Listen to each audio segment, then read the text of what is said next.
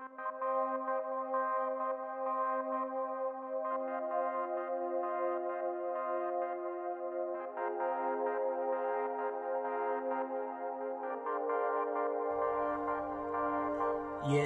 we bring reviews of your house. Talk to our dudes of your house. I bring my views of your house. Wrestling truths of your house. We talk to you in your house. We keeps it cool in your house.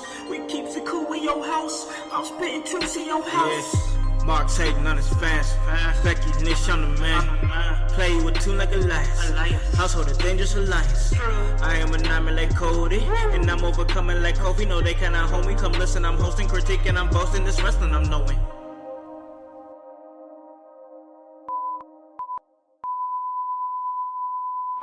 My name is Brian Pillman Jr. And you're listening to the In Your House podcast. This is Austin Theory of Evolve, and you're listening to the In Your House podcast. This is AEW's Darby Allin, and you're listening to In Your House podcast. Welcome, ladies and gentlemen, to In Your House, starring Alakan Howse and my man, Michael Hutchison. That's Mikey Hutch. This is the People's Podcast. Haha. Hey guys, you already know who it is. It's your boys, Con and Hutch, ready to give you that work when it comes to this professional wrestling business. That is what we do, and hey, we love it. So let me let you guys know where you guys can listen to this at. You guys can listen to this at Apple Podcasts, Spotify, Spreaker, Stitcher, iHeartRadio, Himalaya. Hey, you don't have an Apple device? That's alright. We're on Google Play. Anywhere that you guys are, hey, we can get to you. And, oh man. Well, it didn't happen, Mikey Hutch. It happened, bro. It didn't happen, bro. It's happened. Yeah, it did. It did. Happened. You gonna tell them what happened? What happened, Con? A thing happened. Man, I'm not 100% sure, bro. And of course, we also have another. Another guest here. Of course, we got to bring him in first because I think what we're about to talk about, we're gonna get into it. Like we're gonna get into it. So Yeah, he'll probably have something to say about it. So yeah, give him. And you don't need a long introduction. It's like, here's this fuck. Here's this guy. it's this guy. Oh, it's our guy on the inside. News reporter Drake Kennedy. How's it going, bro? It's going. How's it going, guys? You know, I want to say that it's going good, man. But something caught wind of me and old Mikey Hutch, man. Something caught wind, right, bro? Yeah. There's apparently somebody's got beef. There's some smoke. Yeah, and I wasn't trying to start any fires, but man, if it's a fire they want. I mean, we can come for the smoke, bro. I'm just saying, but okay, let's be serious though. We're gonna be serious about this because we don't even know if this person. We're not even gonna say his name because we don't know what's what or anything like that, bro. We don't even know what's what. It's speculation. There's some things that line up, but I don't want to jump to conclusions because we all know what happens when one assumes. It makes him look like an ass. So I'm going to go ahead and just hold my thoughts on it right now, but I'll just say this. If anyone happens to want beef, I got a whole cow up in my trunk right now. Moo, motherfucker. Like, no, but what I was hearing, bro, and we're not gonna get too much into it because it don't deserve the oxygen. Yeah, it's nothing. It's nothing. That's how I see it, bro. That's how I see it. Like, but we'll just say this. Okay, so a couple of members of the household. Okay, some members of the household. Hit me up in the inbox. I think they sent. Did you get something too, Mikey Hutch? Did you get a message? Because I got like 3 or 4. Yeah, I got some rumblings. I got some You got rumblings. some of stuff? You got some things. stuff? Yeah. Okay. Yeah, So they're telling me, hey, this so and so on so and so podcast, it sounded like there was throwing some salt on your name, like there was a little salt, and I was like, oh really? So I don't try to be that guy. And if it is the person that I think that it may be, it's not that I went out of my way. It's not that I went out of my way to go to listen to this podcast, because it's a podcast that I normally listen to anyway. Like, so right. I wasn't going out of my way. So I was listening to it, and Hutch, man, you said it yourself. There's just some things lining up that you know what I mean, make you scratch your head and be like, bro, you know what I mean? Yeah, and seeing you was actually a little bit ahead of the curve, because again, yes, this is definitely within the rotation anyway, and I just hadn't got to it yet. And then you kind of brought it up to me, and you were like, I'm not going to give you my opinion, but just check this out and let me know what you think. And I'm like, bet, I'm going to do that. And I was at work. I'm doing my mark job, my shoot job is at work. Yeah. All of a sudden, I halted what I was doing. That's right. I stopped productivity. Yeah. And gave 100% attention to this situation. Yeah. And I got to say, I'm kind of shocked. Me too, man. It's crazy to me, man, because like, I'll just say this: if you figure out, and you guys know who I'm talking about, because if you guys know who I'm talking about, I'll say this: he has a very well known and popular podcast, well known. I'll say that. That's all I can say. Rover, dude. Yeah, Rover, as it were. Like, yeah, they know their shit. Yeah, no doubt. I'll give him that, bro. I'll definitely give him that. But it's like, in the word respect was thrown, lack thereof was thrown around a lot, and that kind of bothered me, bro, because I feel like that, like, we've been respecting the game. You know what I mean? Right, like I see. I heard that, and that just that tastes bad. Like, again, I'm sitting at work. Again, productivity stopped, halted, nothing going on, no business happening, right, not whatsoever. And again, I got this nasty taste in my mouth when I heard these words being uttered. I'm just, what is that? That just tastes like, that tastes awful. Yeah, that tastes awful. Like, I'm hearing this blasphemy being spoken. Facts. Because that's what it is. You speak ill of, again, if it just, I'm speaking in hypotheticals, but if this happens to be directed at us, you speak ill of In Your House, you spit blasphemy. Man, we've been out here respecting the game. We've been out here on the grind, okay? On the grind. Since day one. Since day one. And man, like, once again, man, this is all speculation. Things that I heard or whatever. I'm like, we hit, like, bro, and this is the last thing I'm gonna say about it, because we got a whole lot of other things to talk about. We got a 5-star podcast to maintain here, man. We ain't got time for this. Facts, man. And this is a jam-packed episode. We got a lot to talk about. But the last thing I'll say is this: is that, man, I'm not saying that we out here like the boys that that's in the business. I'm talking about the workers. It's not like we're out here doing to their extent to them, but bro, like, we hitting the roads, bro. We've been hitting the roads, and we've been hitting the shows.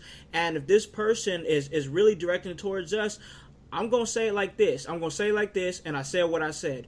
We was at the show, and you wasn't there, and now you mad. Right. You mad. So you mad. Yeah, they're mad because they had to make the hot tag to us.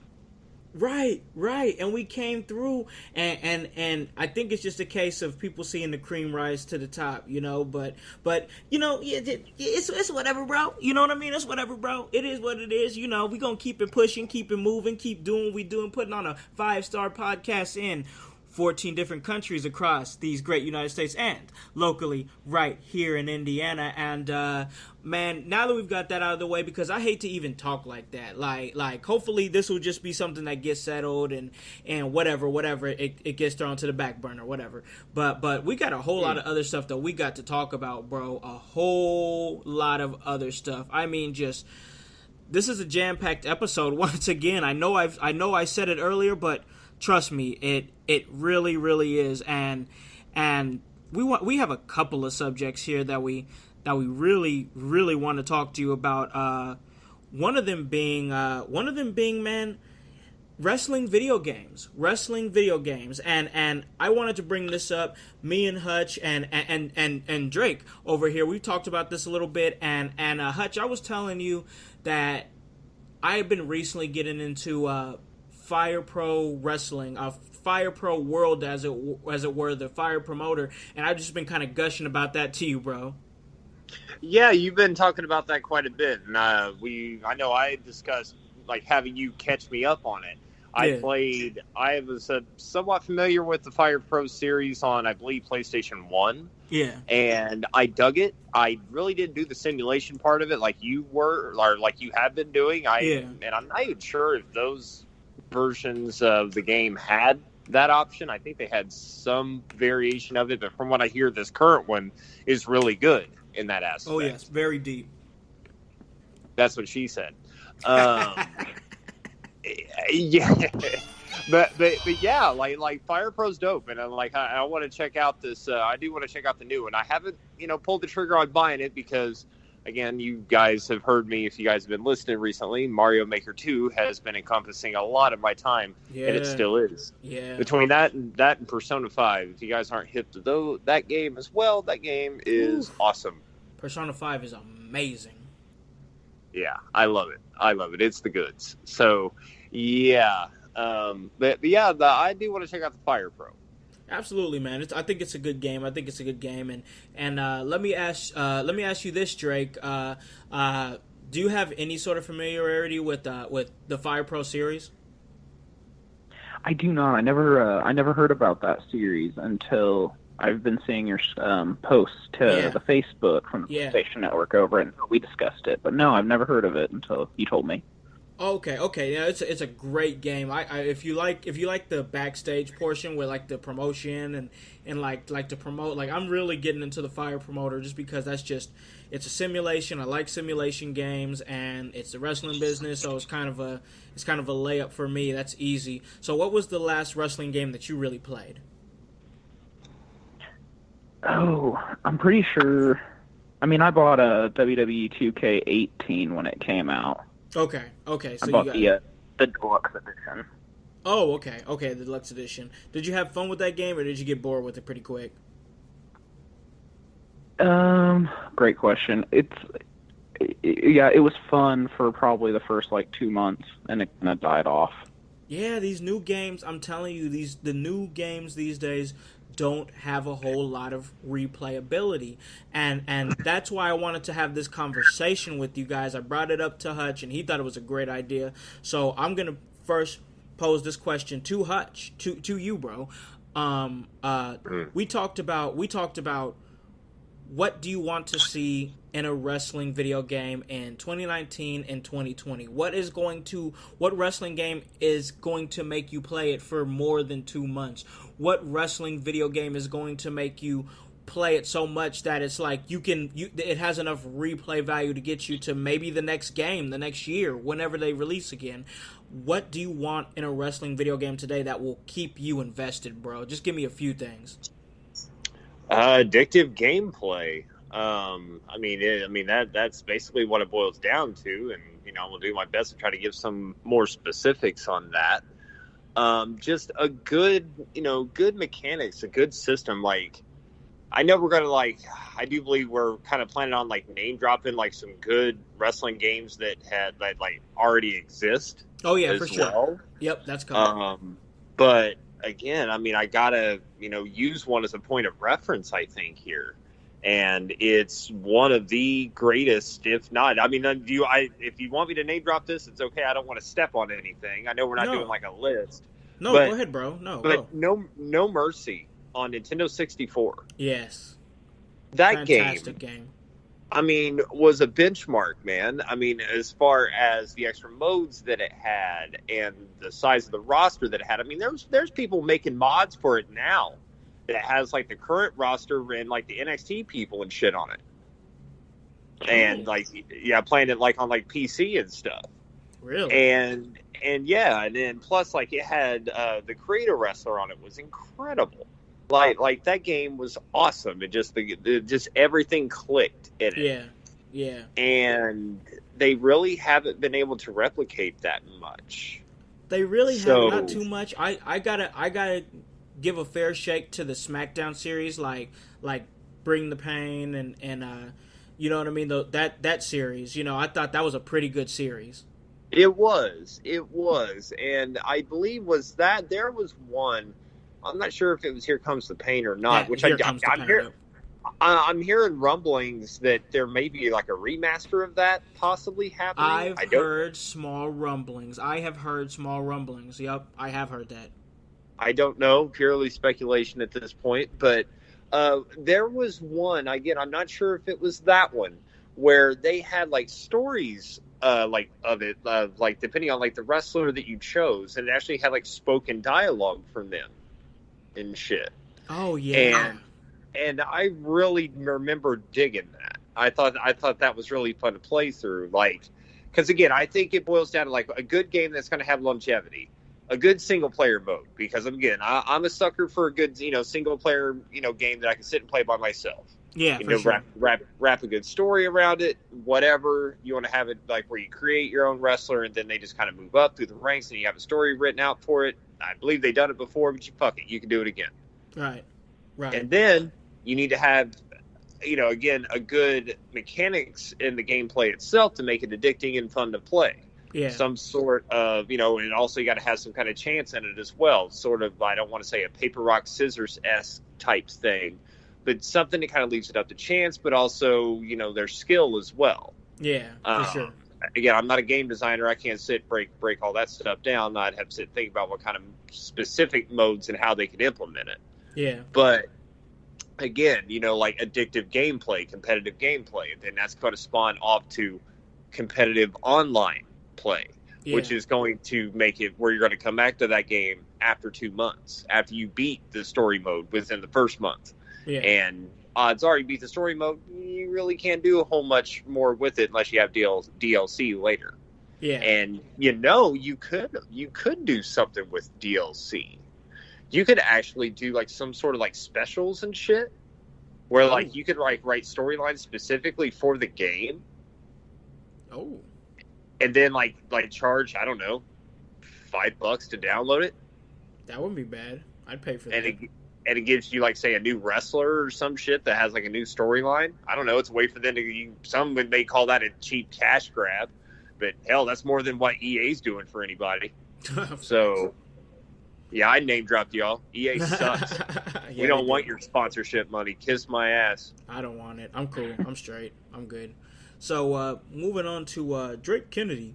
I want to ask you this, bro. Like, I've played a whole lot of video games, and I've played a whole lot of different, like, match types. Like, for a video game, and I'll ask Hutch the same question too, because I think this is a good question. Like, for a new video game that you play now, a new wrestling video game that would keep you invested, give me a few like match stipulations that would just have to absolutely be a part of the game, in your opinion. Match stipulations? Yeah. I'm gonna throw it back. Can I remember? I believe it was SmackDown versus Raw 2005 or 6. Mm-hmm. It had a slobber knocker mode on it. I remember slobber knocker mode. Yeah. Yeah, basically you just get one guy. You stand in a ring. Every superstar is around the ring, and that you beat one, and another one slides in, and you just total up. That was really fun. I played that a fuck ton as a kid. I played that a lot too. Let's see. I mean, just on SmackDown versus Raw, like the first one, it had so many good examples, like the GM mode. It's like that's not even a match stipulation, but just a general manager mode where you create the matches and try to get. Okay. Oh yeah, we're definitely gonna get to that because GM mode is something they need to bring back. But go ahead. I'm trying to think of other match types I really played. But other than like Slobber Knocker, I agree with Mike on the story mode. Like the story mode in 2K18 is non-existent. Essentially, it's just ass. Yeah.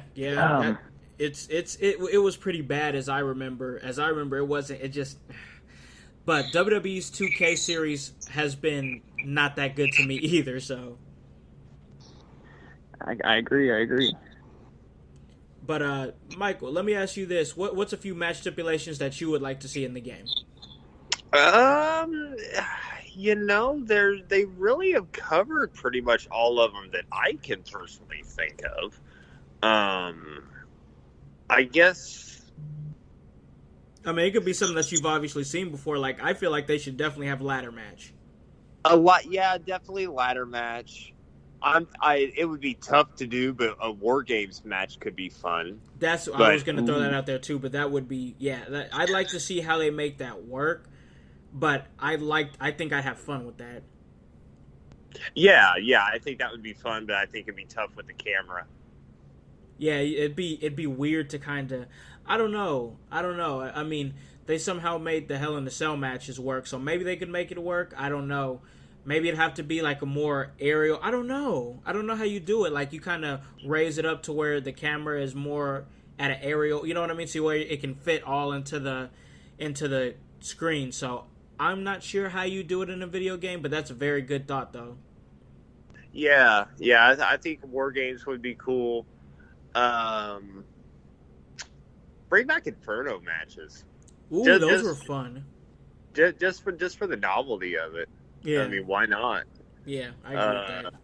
I feel like AEW is going to come up with some new stuff once they get rolling. I think so too, and get a video game. Yeah, because again, that's one of their goals. I mean, come on, Kenny Omega's there. Of course, they're going to do a video game. Oh man, yeah, true that. Man, did you guys see that video circulating around about the fan made character menu for AEW video game? Yeah, and people were judging it like it was legit. Oh my gosh, were they really? I just thought it was good. I didn't look into the comment hole.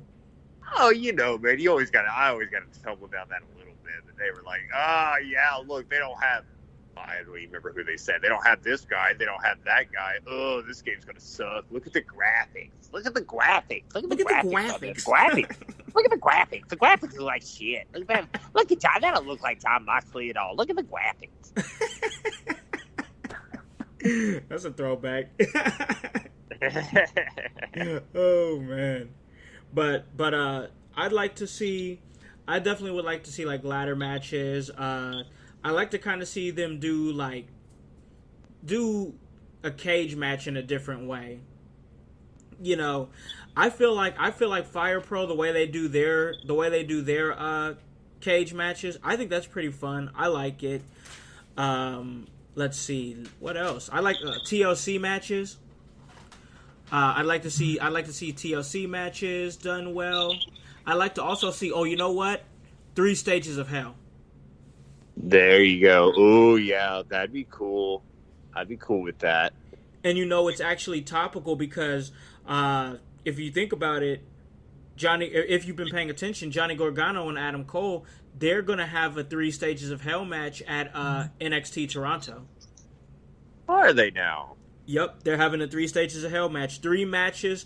And it's so interesting, bro. And we'll get right back into the video games, but it's so interesting. I really like how they did this because it's 3 stipulations. Adam Cole gets to pick a stipulation. Then Johnny Gargano gets to pick a stipulation. And if they get to the 3rd match, William Regal picks the stipulation. Interesting. Cool. Well, we know that's happening. Yeah, they're definitely going to get to the 3rd match. But hell, man, they're finding new ways to keep that feud hot. I like it. I dig it, and I would definitely like to see that mode in a wrestling video game. Yeah, that. Oh, you know what? And even just the way they did that, they could have like 3 falls, like, and if like somehow make it to where whoever gets the second fall or whatever, like have them where they can choose the third fall or what it's going to be. Like, I don't know, man. Like that would be cool. Oh yeah, I'm totally down for a 3 stages of hell match, and they kind of follow that Johnny Gargano, Adam Cole NXT type formula. Where yeah, man, and that would make like if like you, Drake, and like somebody else, like maybe even Docs came over and we played that video game, like we can do like we'd be able to pick matches or do something where somebody gets to pick the match. Like it'd be dope. That'd be fun. And also another thing that I think they should do is tournaments. Yeah, there you go. Online tournaments. Online tournaments would be great, and have some tournaments. Have some like it's kind of like something that NBA 2K does. NBA 2K does it real good, where they have like online leagues and on like all that online stuff. Like do something like where you have online tournaments and you're like giving, I don't know, prizes away, maybe money, and maybe even have like to do something with your friends or whatever. What about like online federations?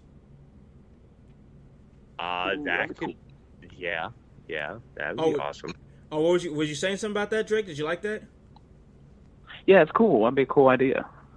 Yeah, I was thinking. Yeah, that just kind of came to me as like online federations where like you can like you guys can do stories and stuff online and stuff, and that, you know what, that would be dope for like somebody like a wrestling fan that likes to stream video games or and his stuff is like his stuff is professional wrestling content. Like that would be cool because then you could build stories in federations and then kind of stream that to kind of show, like tell a story. That'd be a dope idea. You could even take it a step further and even have fucking territories. Exactly. Oh man, so many. Okay, here's the thing. Let me break down Fire Pro to you guys a little bit. Like, there's like 12 different federations, and like you can actually have good relationships with the other federations or bad relationships where you like loan out talent to other feds, and then you can rent talent from them. Like there's this federation that I've been like Kenny Omega won't leave his contract from this federation. It's not New Japan, it's like ROW or something, because I'm in like year 4 and he left New Japan to go to a new company, and he's like locked in tight in his contract. And yeah, there are contracts, and I keep like asking for them to loan him to me, and they keep doing it, but he won't leave the company to come to me full time, and like that's how deep the game gets. Yeah.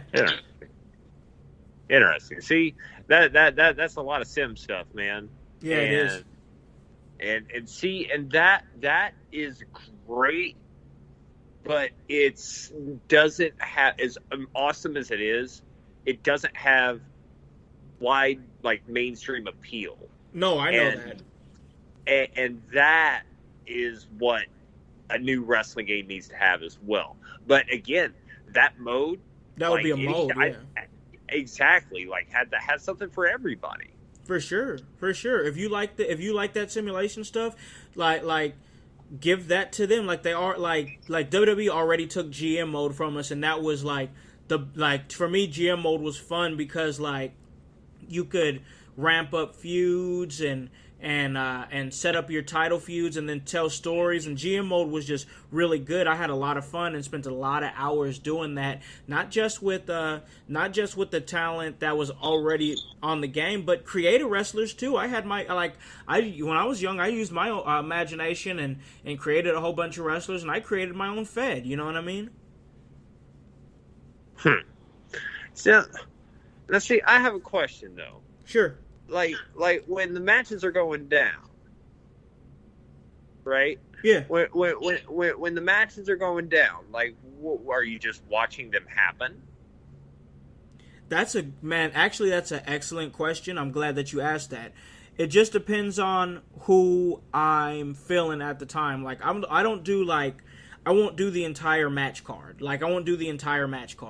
Like right now, for example, on Fire Pro. Right now, I'm rocking heavy, like with Kota Ibushi,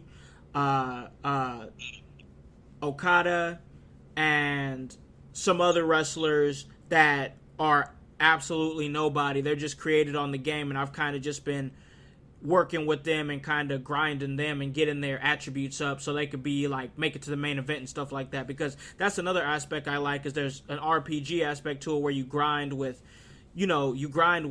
the characters in the game and try to get them to the main event. And I just like, okay, I like how this guy looks, I like how this guy looks, I like his name, let me grind with him and try to get him, like, and there's guys I've made world champions. So no, I don't do every single match. I just like, I'll play the matches of guys of interest, you know what I mean? But some matches, if it's like a match that I really don't want to play and I just want to see how it goes, yeah, I'll sit there and watch it and I'll enjoy it.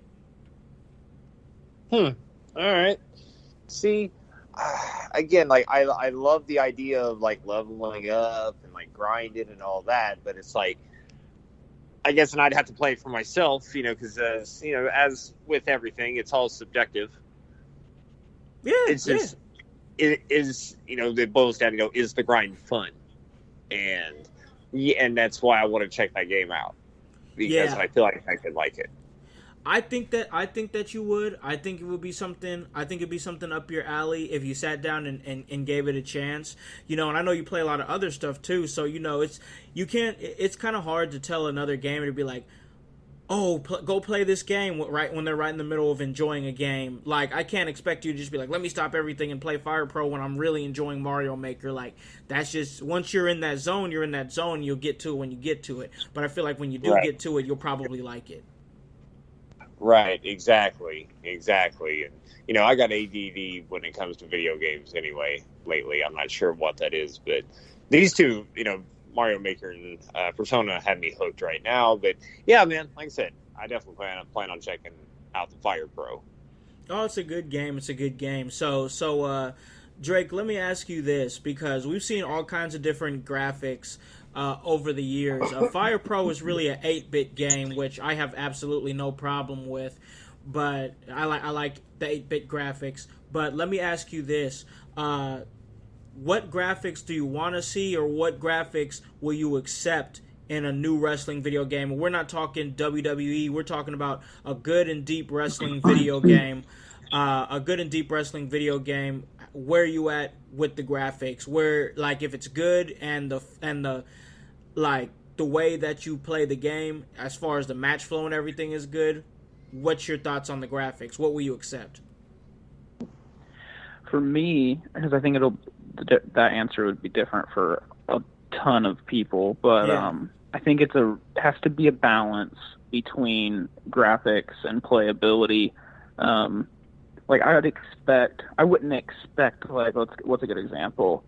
The new God of War on PlayStation 4 Pro, I wouldn't expect those movie graphics out of a video game, or out of, not a video game, but the wrestling. Yeah.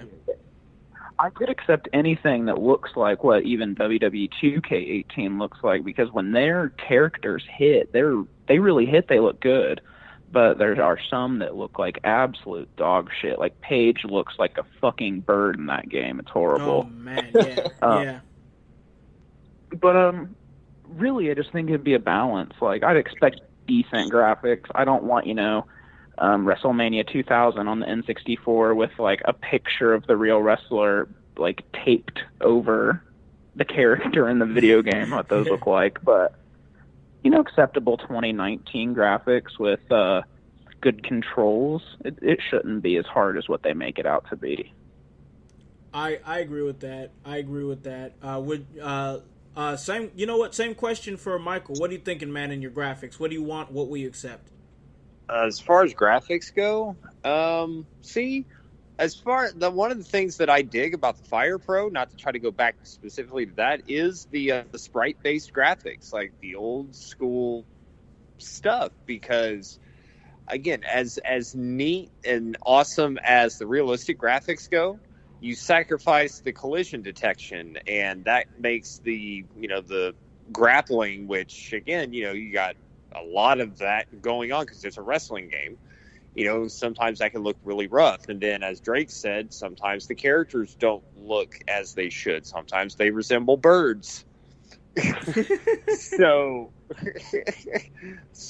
yeah, I think I would kind of go with. I don't know if I'd go all the way back old school, like 16-bit type stuff, but I say more of a cartoony arcade type thing. Maybe do some cell shading stuff. Maybe like Dragon Ball Z-esque thing. Like if you look at the way Dragon Ball Z looks on PlayStation. Yeah. With that cell shading, which if you're not familiar with cell shading, it's where like you have like the colors with the really hard black outlines around it. And when it has that, again, I'm sound like I know about art and shit. I don't know nothing about it. I just love that style in video games. But like when you have those hard outlines on there, it makes the colors really pop. Yeah, for sure. You do that, and again, look at Dragon Ball Z. The animation in that game is smooth as hell, and it's a fighting game. If you make a wrestling game in that same vein, I think that could be awesome. I agree with that. I totally agree with that. Graphics are something that people in video games and gaming, period, there really is like a back and forth about it. Like, you're never really going to make everybody happy when it comes to graphics. That's just kind of the way I see it.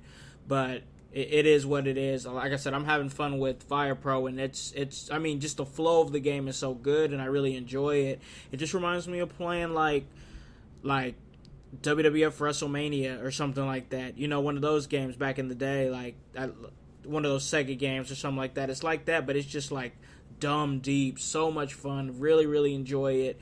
Like, I'm not gonna lie, I'll probably play a little bit after we get off this podcast. I'm keeping it real. I don't care. But but man, I want to ask this. This is another question. There was a game, I can't really remember the name of the game, so please, if you guys know it, let me know. If you don't, guys, members of the household, let us know when you guys listen to this, and inbox me, Mikey, Hutch, Drake, whoever. There was a game where it was really like, it was a super cartoony like WWE game, and they were flying in the air, and their finishing move, it was almost like NBA Jam, but WWE. And I wish I could remember the name of that game, but do you know what I'm talking about, Michael? And if you do you think that, is there a place for that type of game in wrestling right now? Yeah, I do believe I know what you're talking about.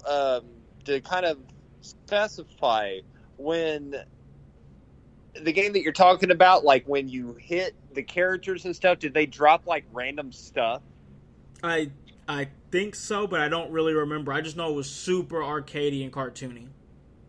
Because there was a couple of those, man. Like there was one on the arcade called WWF WrestleFest. It's not WrestleFest. Okay, it's not WrestleFest. Yep. If you say it, I'll know it.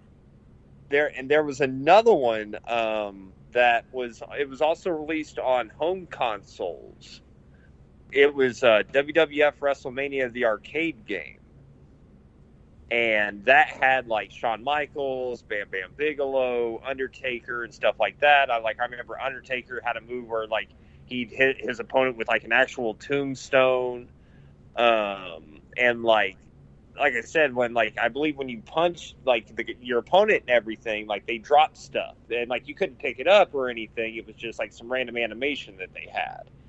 And that was kind of arcadey as well. And I do believe there was like an actual, obviously the arcade game is in the name. They actually had like a legitimate arcade game of it as well. I think you know what I think it was? I think it was WWE All Stars. I was going to say that. Is that what you were going to say? Yeah.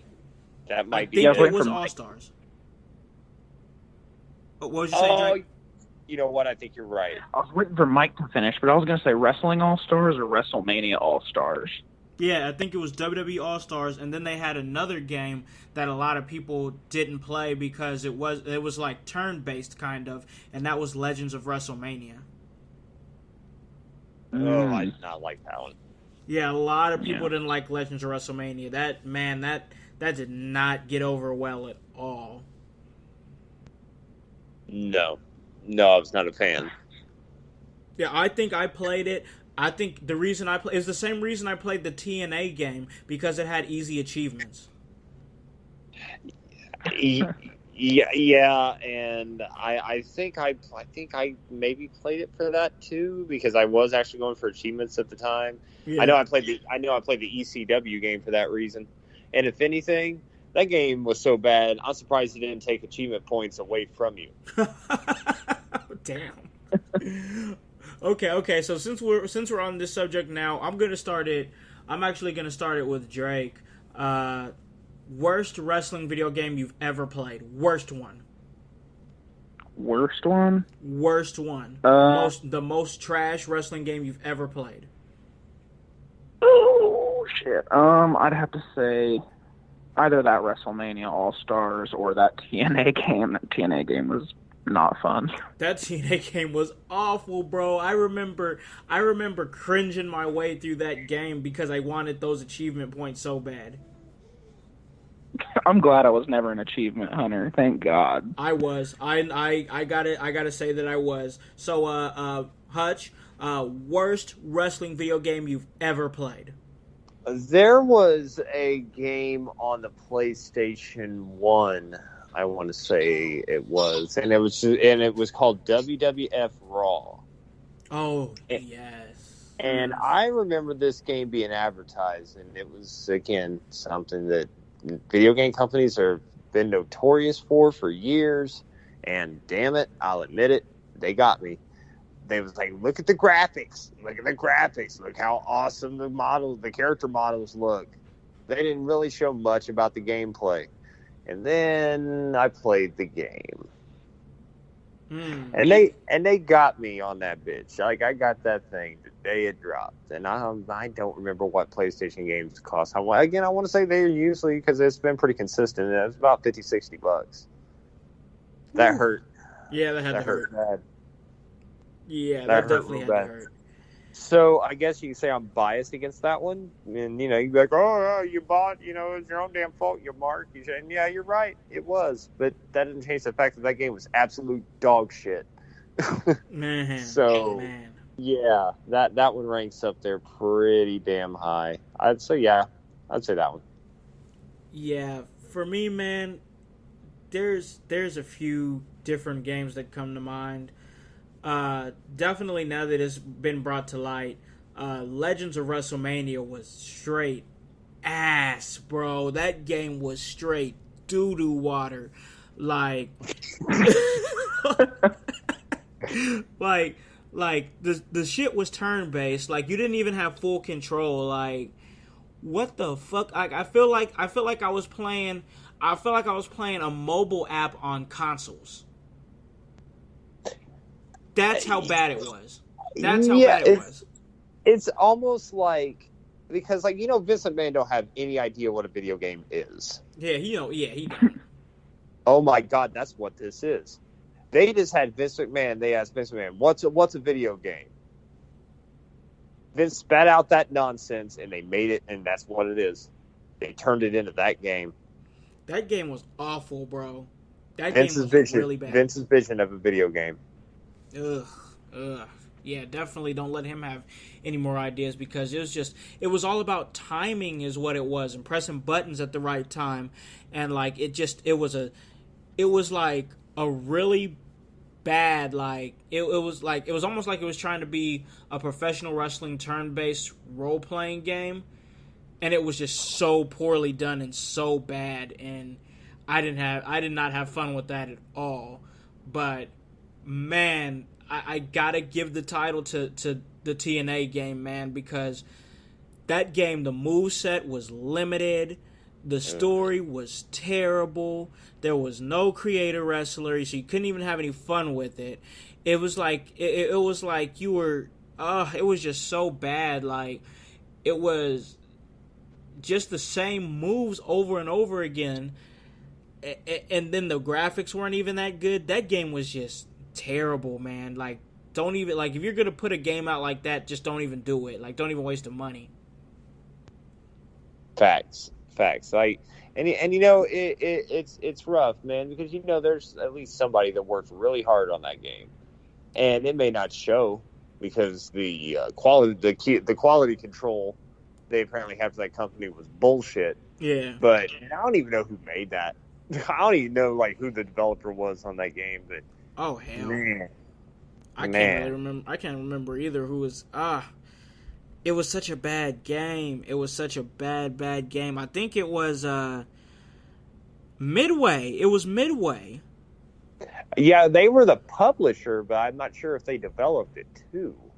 But all I know is the reason why I want to know who the developer was is I want to sue them because their jaggy ass graphics shredded my eyes when I played that game. Oh my god, the graphics in that game hurt. Yeah, it was really bad, bro. That game was really, really bad. And truth be told, probably if he's a gamer, which I think that he is, Samoa Joe got to be a little bit proud of that game because he was on the cover of it, and it's like, yeah, I don't want anybody to know I was on the cover of that dreck. Yeah, for sure, and I do believe he was probably wearing the same shorts he had on Raw this past Monday. Big facts, man. Big facts. We're not even giving that Monday Night Raw the oxygen because it was, man. Oh my gosh, that was, man, 2 stinkers in a row, bro. After an inspiring Monday Night Raw, they gave us 2 stinkers. Man. But we've given you guys enough content on wrestling video games. Hopefully somebody listens to this and takes our great ideas. And guys, I just want to let you guys know when you guys listen to this, it'll be Thursday morning, 6 a.m. So enjoy your drive to work and what have you. The kids are getting ready to go back to school. So if you're doing some back to school shopping and whatnot, put us in your ears and listen to us if you love a little wrestling content. The top quality, best professional wrestling podcast in the Midwest, might I add. We were just talking about how bad Monday Night Raw was, but as bad as Monday Night Raw was, Hutch, Tuesday Night Smackdown was that good. Yeah, it was, man. 180 degrees. Yeah, I agree with that, bro. I agree with that. Drake, you got a chance to watch a little bit of it, so you're kind of caught up on it. You said you was watching it on Hulu, right? Yes, sir, I was. Okay. So the first thing that I want to talk about, because we just pick and choose whatever we want to talk about, and the biggest thing that jumped off the screen to me was Miz TV with The Miz, Shawn Michaels, and eventually Dolph Ziggler. Oh my gosh, bro. Michael, what were you thinking when you were watching this segment as things were unfolding? That I wish this would have happened 5 or so years ago and Shawn Michaels was in better shape. That way him and Dolph Ziggler could have tore the fucking house down. I agree with that. I totally agree with that.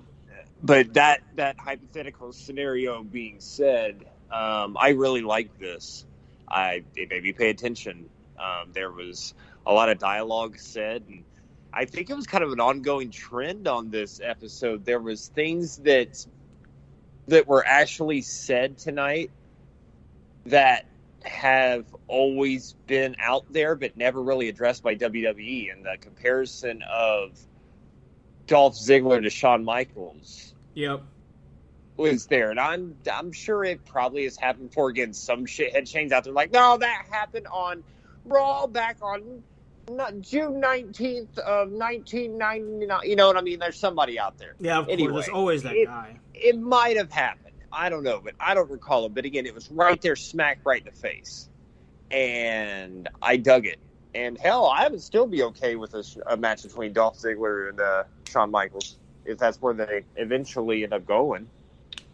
That'd be nuts. I think they're set for what I would like to see is Shawn Michaels or actually The Miz versus Dolph Ziggler, and maybe Shawn Michaels as special guest referee. Yeah, but see that I'm gonna be biased on that because it's and again it boils down to I don't want to be that person it's not what I want to see, so I'm not gonna like it. they're going to put on, that'd be a great match, and it'll be a great build, and and that could definitely work, and that's probably most likely where they're going to go. But I'm not going to lie, watching that match, I was like, I'd rather Sean be wrestling, you know? I know he's the older guy, but pass the torch that should have kind of, I think, been passed a while ago. That's not a bad idea. That's not a bad idea. Now, one thing that I did like about this promo, this whole segment as a whole, is the fact that, man, okay, I think it was like last week. Maybe it was last week on one of last week's batch of episodes where I said, I don't care about Dolph Ziggler. I'm done with him, blah, blah, blah. I went in on a raid. I straight up said what I said, bro. I said what I said. And now he came in and did that promo saying some things. I'm like, oh, okay, damn, Dolph. Okay, damn.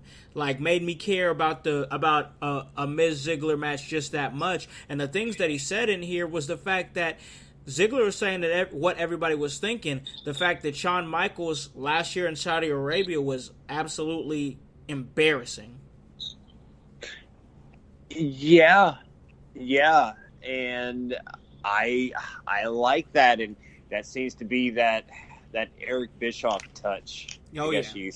Kind of tapping into, the real stuff that's being said. Yeah. And, and there's nothing wrong with that. It made, at the very least, at this moment in time, it made for pretty compelling TV. Oh, I agree. I totally agree with that. And that's what we want to see. And it's that realism that made me really hop out of my seat and say, oh man, he said that to he said, I'll tell you, everybody else wants to, you know what I mean, pat you on the back and stuff. I'm going to tell you to your face that when you came out of retirement, you broke my heart. That your match was straight embarrassing. I mean, he just straight destroyed Shawn Michaels. But Shawn Michaels, being the veteran that he is, he gave it right back and said he was a second-rate Shawn Michaels. Said that right to Dolph Ziggler's face. So when you heard that, Drake, what were you thinking, bro? I was a little surprised they went with it, knowing that it's WWE doing it, but it seems like they are trying to push more towards that real life, pushing a little more heavy animosity in the dialogue. Dolph said what everybody was thinking. I'm interested to know how they got that okayed with Shawn. Well, he's at heart. I think he's a worker, bro. So he probably was like, "Yep, let's do it." Oh, I'm sure. Plus, he got that fat ass blood money Saudi Arabia payout still. So Shawn don't give a damn. Oh no, true. No, he got paid for that. Like, he don't got to step in the ring. Like, if he, I'll say this: I love Shawn Michaels, huge fan of Shawn Michaels, always have been. But if he pisses this money away, that's his own fault. Right. Yep. He deserves to lose his damn smile if he loses all that damn money. Big facts, bro. Big. Those are the biggest of facts. So this, obviously, like all things in wrestling, this got physical, Michael. And man, what do you think about that? What do you think about that thunderous super kick that Dolph Ziggler put, man, right in Shawn Michaels' dome piece? I liked it. The setup to it was kind of rough, but that the kick itself, I like that. The delivery was awesome. Yeah, I thought it was cool. I thought it was awesome, and kind of, adds fuel to it. And one thing I can say, and it's not just here, but, and I think we touched on it a little bit on here, is they're actually building stories for every match at SummerSlam. I agree, bro. Yes, I agree. You're right. You are not wrong, bro. You are not wrong about that. And kudos to them for that, because thus far, there's quite a few matches that I'm looking forward to. Have to agree. I gotta agree. And a few I've seen before, but still, it's a fresh coat of paint, so to speak, a new approach, a little bit, as we've stated, a little bit more realistic approach. Yeah. And again, and that's what because again, SummerSlam's not till what? When is SummerSlam? It's August 11th. August 11th. Okay, yep. So yeah, we still got some time. Yeah, we do. So in that, and the way the stories are going along right now, I'm with it. kudos to WWE thus far as SmackDown goes. I don't know what that clown show that they had on Raw was. Again, I don't want to give it any more time, but yeah, SmackDown kind of made up for it because it was really good. It was really good, bro. It was really, really good. Definitely like that segment with Miz, HBK, and Ziggler. Definitely made me care. That's going to be awesome. Yep. Looking forward to that. But, man, I think the biggest thing, once again, and I have to pat myself on the back. I'm going to do it. I will do it. I called this one back before the man even won the WWE World Heavyweight Championship. I said that if Kofi Kingston somehow does, go back and listen to those episodes and you will hear me say this. Go back. I said that if Kofi Kingston somehow beats Daniel Bryan at WrestleMania and becomes the WWE World Heavyweight Championship, he needs to have a feud with Randy Orton, and if they do it, they need to recall their past back from 2009 with all that backstage shit that happened, and Michael, Drake, they did it, and I loved it. Michael, talk a little bit about this from your perspective. Yeah, I gotta say it was kind of shocking to see that because there were talks that happened and some legitimacy to it. From because Randy Orton has been known to be a bit of a dick. Yeah, let's face it. Speaking of dick, he's never shake his hand. Don't shake his hand. Right. Gives new meaning to hot dog and a handshake, huh? Yowie wowie. Yes. I'll just sit. You notice I said quietly to let that one breathe. Oh man. Yeah. It's but anyway. What Randy said in response to Kofi, call me a dick, but I'm sitting there like, where's he wrong? And I liked how Randy was like, I got where I got to be, being Randy Orton, winning matches, dropping people, blah, blah, blah. Titles. You got there, right, winning titles, winning championships. You got there dancing.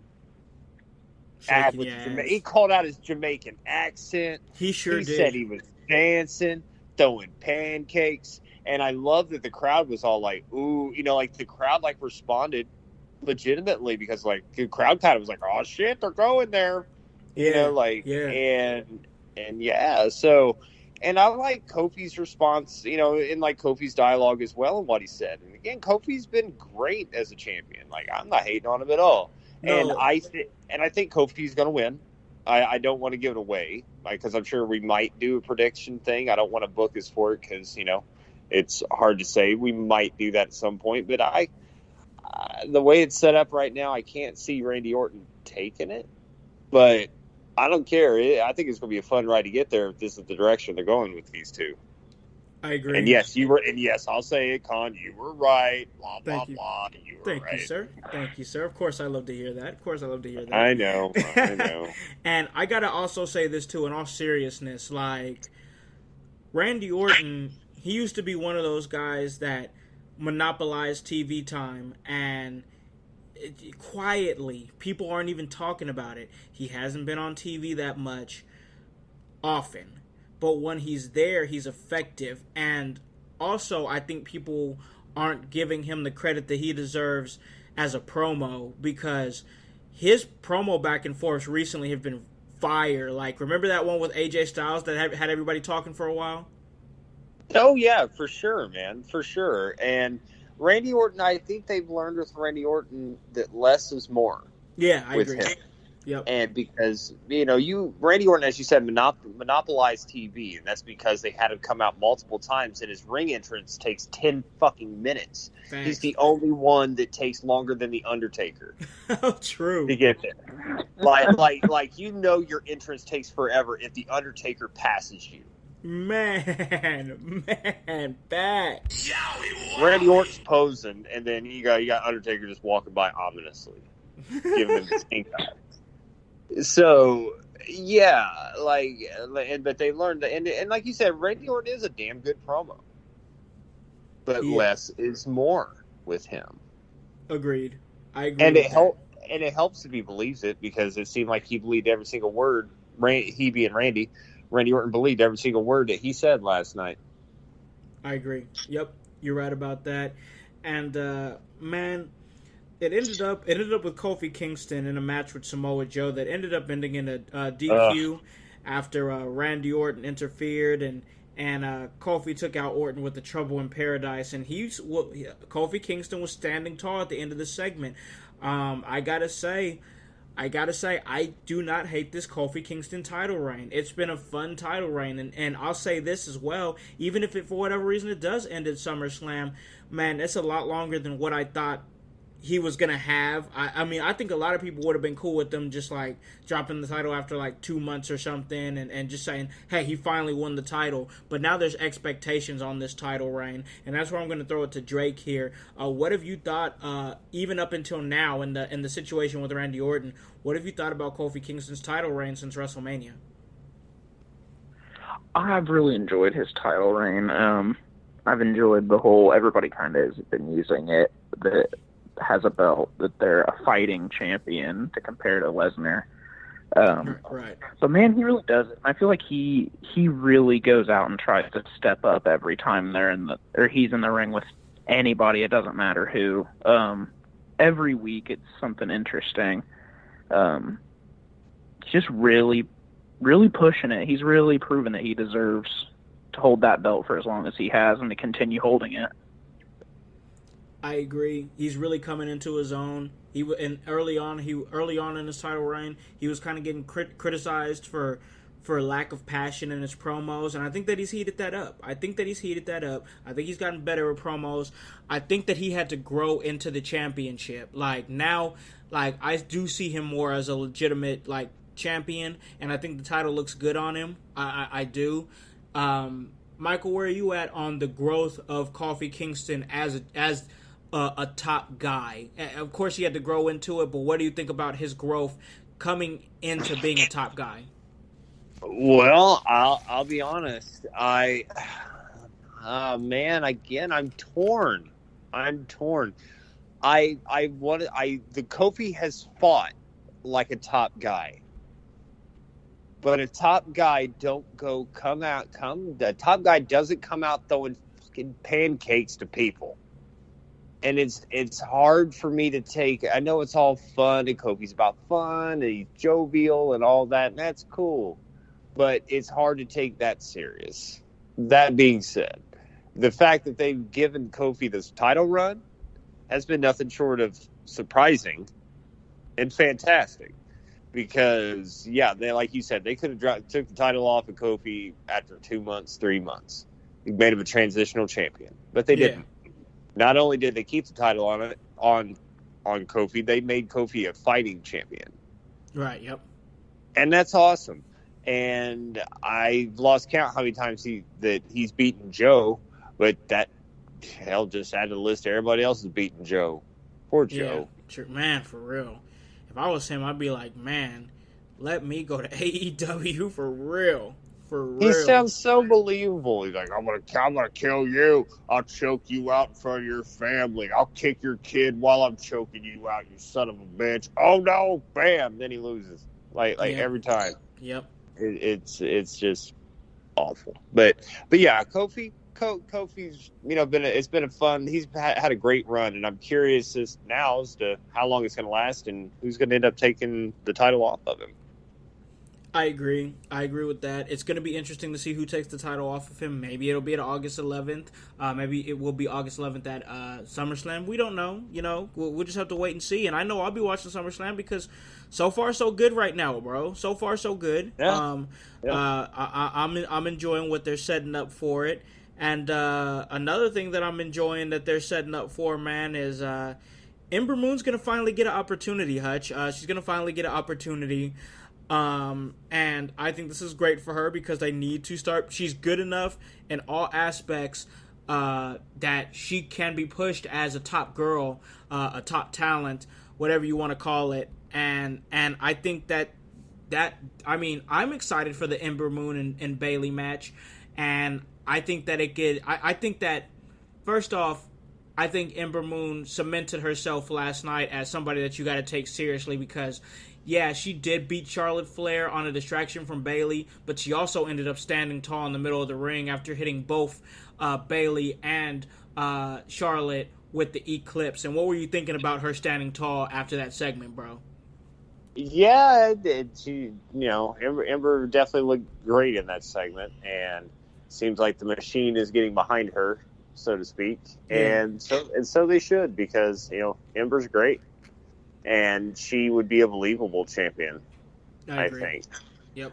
So yeah, I say let's give her a run with it, and seems like because again they had her look very strong last night. So yeah, man, I'm with it. Again, another match that I'm behind it. I think it'll be fun. For sure, absolutely. Drake, what are you thinking about the possibility of Ember Moon dethroning Bayley and having her SummerSlam moment by becoming the SmackDown Women's Champion? Where are you at with this feud right now, bro?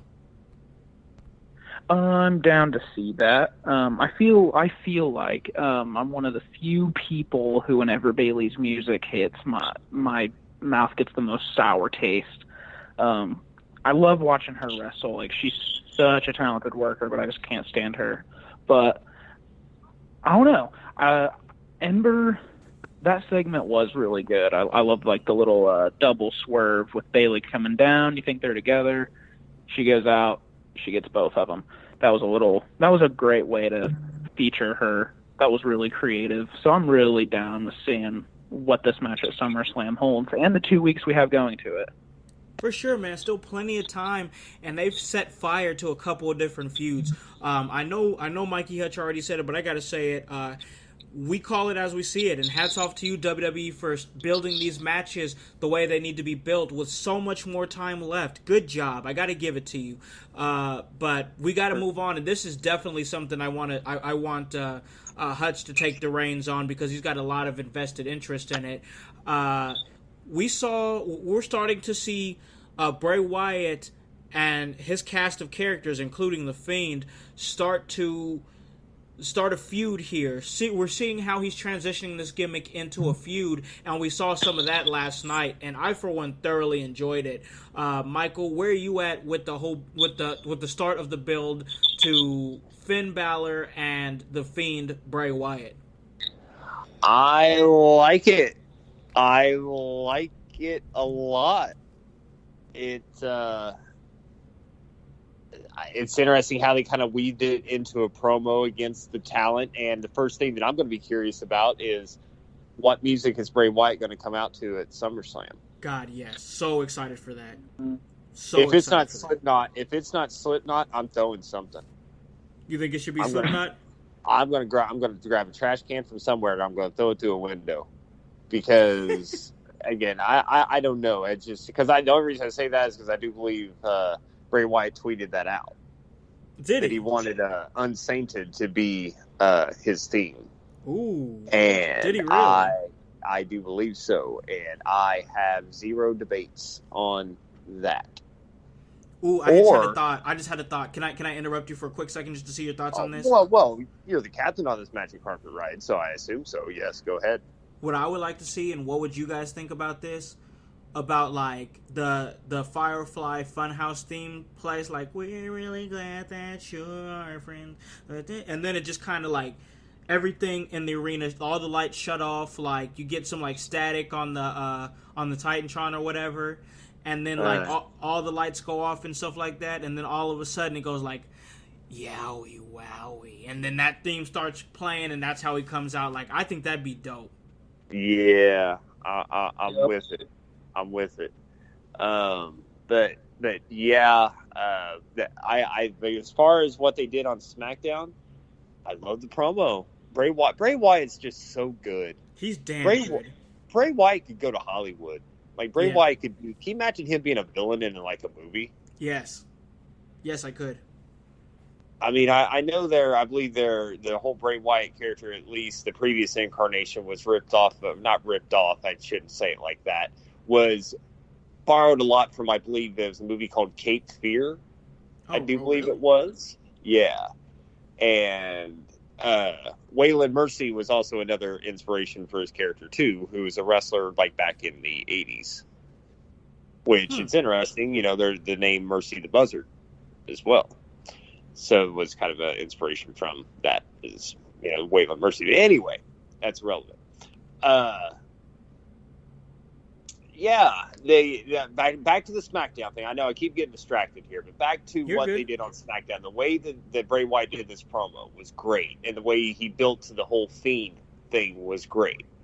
You know, the way that he's kind of trying to keep that a separate entity. Yeah. And like I'm not sure if you saw as well, like Bray Wyatt apologized to Mick Foley. Oh, did he? For what he did, or for what for what the Fiend did, or for what the Fiend did rather. So, and it's not the first time that Bray Wyatt's apologized, to wrestlers as well. It's like, I'm sorry for what happened and blah blah blah. Now he's apologizing for this Fiend character too. So. Yeah, and add a little bit more layers to the Bray Wyatt character. Bray Wyatt needs this win. There's no way that Bray Wyatt can lose this match. And if you ask me, I think he should take the Demon from Balor. They're not using this Demon thing right anyway. Yeah, no, they're certainly not. No. And they're kind of doing this kind of weird otherworldly stuff anyway, it seems. Yeah. Because, they kind of got it to where Bray Wyatt's this crazy schizophrenic, but not. So, yeah, I think that he should go over. I think, you know what? I'll go ahead and say it right now. Book this shit. This match shouldn't go over 5 minutes. No, I agree. The intros should last longer than the match does. And it should be Bray Wyatt fucking up the Demon. And just squash him. Just straight burying him? Squash him. Wow. Like he's nothing. Like he's nothing. I'd definitely kill the Demon after that if that happened. You'd have to kill the Demon. Right. Because, they've already botched the execution of that anyway. They obviously don't want to make the money off the merchandise because they don't have him running with it anyway. Fuck it. Bray Wyatt takes it. And that makes him even more power, or the Fiend takes it, however you want to say it. And, as I've alluded to, make the Demon another character on the Funhouse. Ooh, that's a good idea too. That's a good idea too. So Drake, where are you at? Where are you at with Bray Wyatt the Fiend versus Finn Balor the Demon? Well, that's what I was gonna say heading in. I was like, this match could be pure gold as long as they don't have Finn Balor pull the whole Demon gimmick, because it's so fucking played out and bad. But yeah, I feel like the only way, if they do use the Demon character, which they most likely will, is for Bray or the Fiend to get in there and fucking demolish him really quick and just take that away from Finn and not have him use it. Yeah, they could use like what he said. They could use it in the Funhouse as a character, and maybe even bring Finn back under Bray Wyatt's tutelage or under his wing or something like that. I'd be cool with that. You'd give him something else to do. I got it. Not only can they have the Demon in the Funhouse, but because Finn is such a Legos mark, they can have the Demon in the Funhouse playing with Legos. Oh no! Oh no! If they really do that, I'm gonna lose my freaking mind. I'm gonna lose my mind. I really am. But all in all, shit, I think that's good shit, pal. But all in all, pal. All in all, I think it's gonna be a good. I think it's gonna be a good match. I definitely think that Bray Wyatt's gonna go over. That's my opinion on that. Period. He needs this win way more than Finn does, and I keep hearing word that Finn is gonna be taking a little break after SummerSlam is over. So we'll see. We'll see about that. And I think some time away will be good from him. Will be good for him, honestly. But moving right along, Kevin Owens and Shane is still going. They're still doing this Stone Cold-esque thing. They roped Roman Reigns into it, and they did a thing where, I really didn't pay too much attention to the segment just because I'm just not that invested in it, to be honest. But they had like Drew McIntyre as the ring announcer, or Shane McMahon as the ring announcer. Somebody within the special guest timekeeper and referee Elias and yada yada. I don't know, but where are you at with this one, Michael? With this segment in the main event? Well, I can't say that I faulted for building, because they are, adding stuff to this story. Yeah. But I can't say that I am personally invested in it. Kudos to WWE for moving it along, because they did, and they added enough to it, at this point in the game, as far as where we're at in regards of SummerSlam. But I'm just not invested. I don't give two shits. I'm over this whole best in the world shtick with Shane. Yeah. And it's not even good heel heat anymore. And I've liked Shane being there before. I remember being hyped when Shane McMahon would show up. Yeah, me too. This Shane McMahon is doing zero for me. Nothing. And even though I agree with the words that Kevin Owens is saying, yeah, I'm not feeling Kevin Owens like this, man. I'm not with it. It doesn't feel like, because like you said, this Stone Cold S type thing they're doing with this he doesn't feel unhinged. He doesn't feel like he's going against the authority or doing all this shit. Like, if you ask me, when Shane McMahon's out there doing promos and all that stuff, I want to see Kevin Owens in the production truck wrecking shit. Yeah, talking about if this is the kind of programming you guys are going to put out, I'm shutting the program off. Like that. Yeah. You want to go unwieldy and unruly. Actually go there.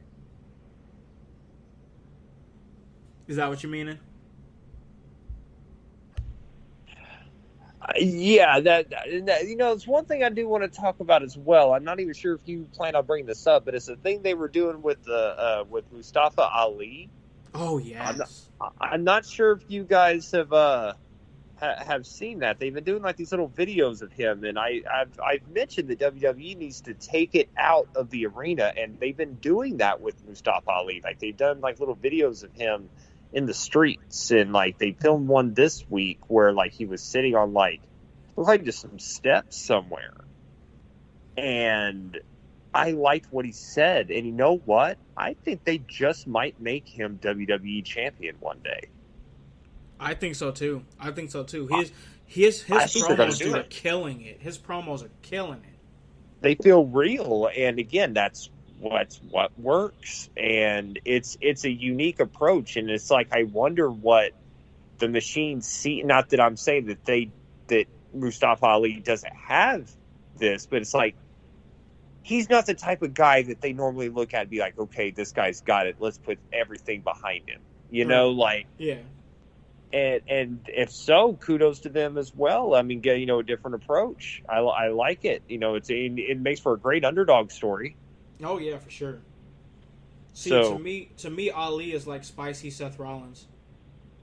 Yeah. Yep. Why is that not a T-shirt? We can't submit it because we get then we get shot down for gimmick infringement. But right. That's spicy Seth Rollins, bro. Yeah, I love that. So Drake, real quick, what were you thinking about the main event segment? I want to like it, yeah, but I don't like the sub Stone Cold-esque. I think it would be really good if, I might have been talking to you guys about this, that if he just wasn't doing the fucking stunner. Yeah. I think it would be way more active, and I think they're just doing that to get nostalgia out of the fans and be like, oh, it's an authority angle, but Shane's not his dad. Shane's not even close to what like Vince was. Shane needs to like step it up, or I don't know, but there's just something missing. I agree. I definitely agree. That we've said that before on the show, man, and that's why I'm just like, I definitely agree, because we've said that before on the show. He's not his dad, man. His pops was larger than life. Say whatever you want about Vince McMahon, and we talk bad about him a lot too, but man, that dude was larger than life, and he knew people wanted to see him get his comeuppance, and he delivered on that when it was needed. Like, he was great at that, and Shane just. He don't got it, bro. He's not larger than life, y'all. He's just not. Exactly.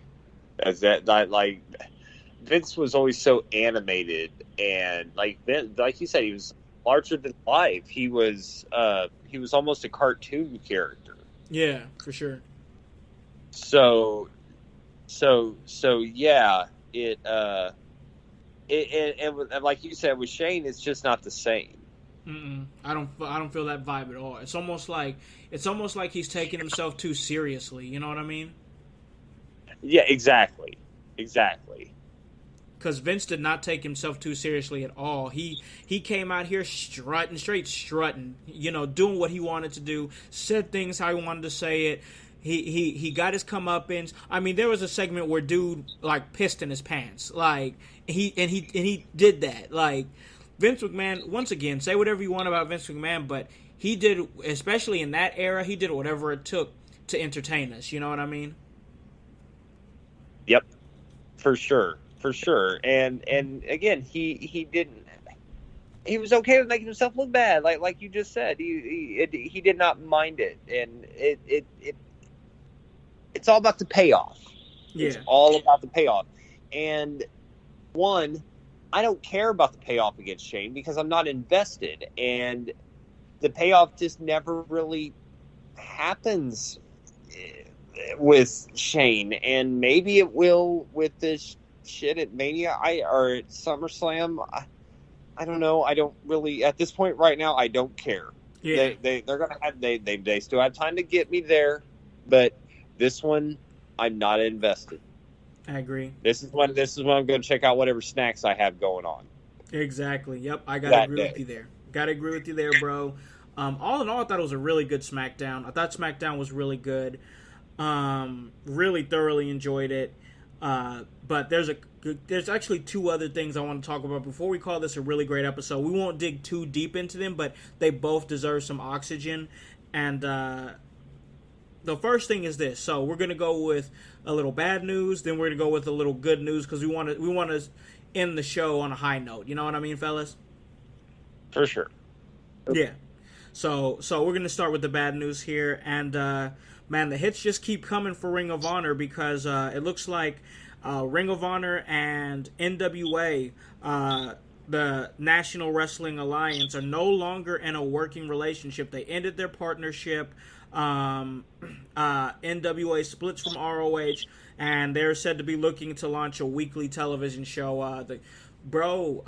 Michael, definitely got to start with you on this because of the close relationship that we have personally with Ring of Honor. Bro, the hits keep on coming. What are you thinking, man?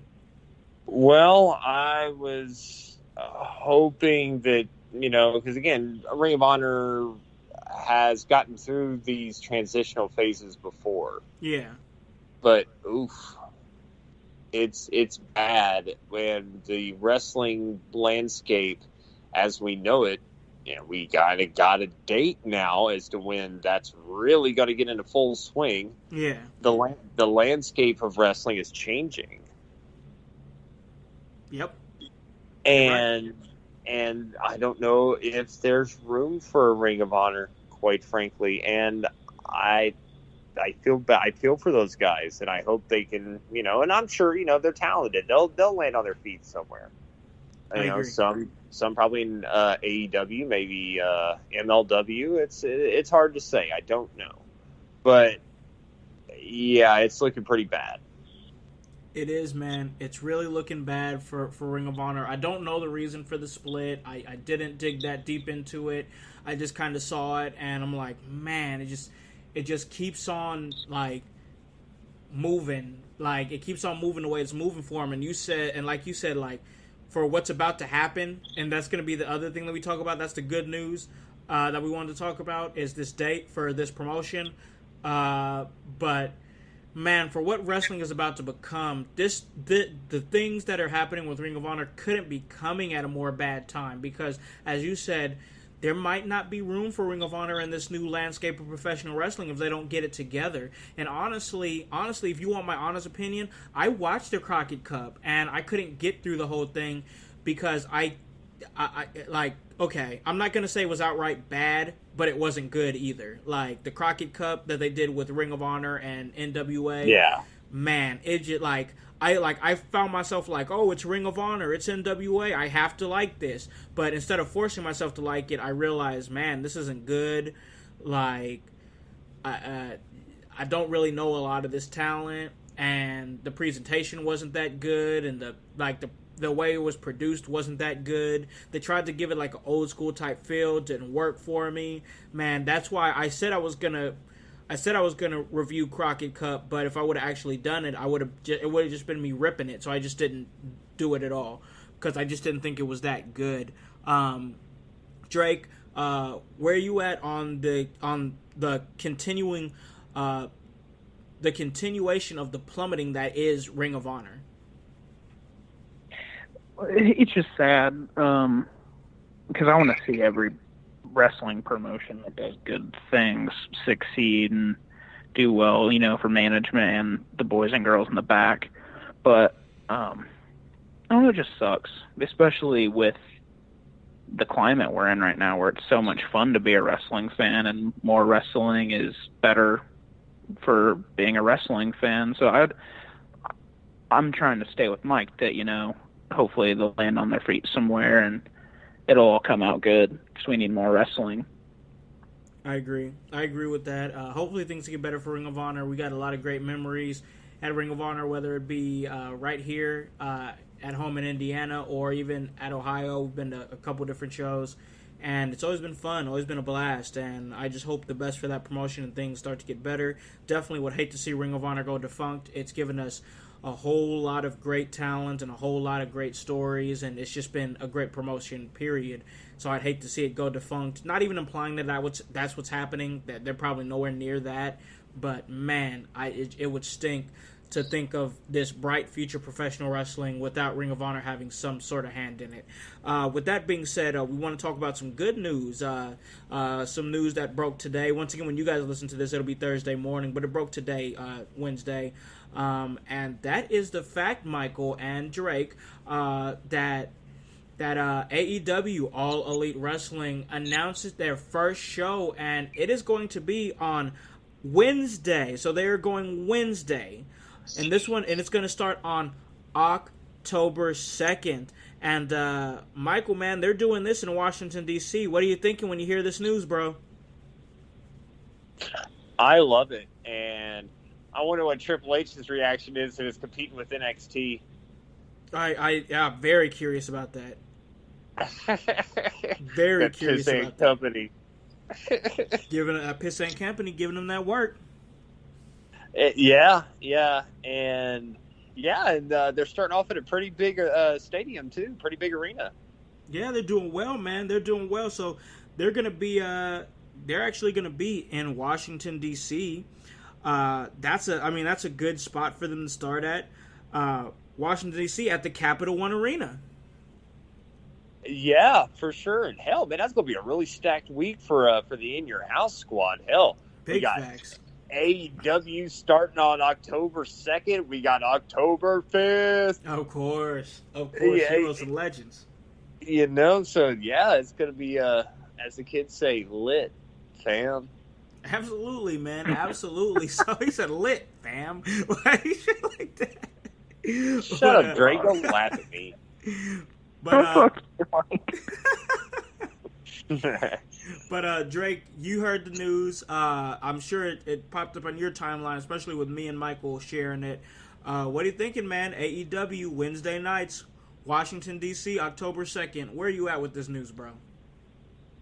Oh boy, was I stoked. I was stoked when AEW shared to follow the AEW on TNT, Twitter, and Instagram, just because they said news soon, and I followed every page I could thinking it was that day, and I waited in hope all day yesterday of the news and never got it. So it was awesome going through Instagram and seeing Cody posting, and I had to go immediately watch that intro video. But, oh, man, I popped. I was so excited. I think we all are. We should be. Oh, yeah. Everybody's not a shithead, you know? Facts, big facts, bro. Those are the biggest facts, and definitely, as Michael said, that's going to be a huge week for us over here at In Your House. It's going to be a great time, and I can't wait to see how they open this show up, man. And you know, we got All Out, which newsflash for all of our loyal household listeners. I haven't had a chance to get with the team about it, but we do want to do something special for All Out. We do want to do something like we did with Double or Nothing. This is their next huge pay-per-view. We don't know what it is yet, but we're going to get together as a team and figure out what exactly that we want to do.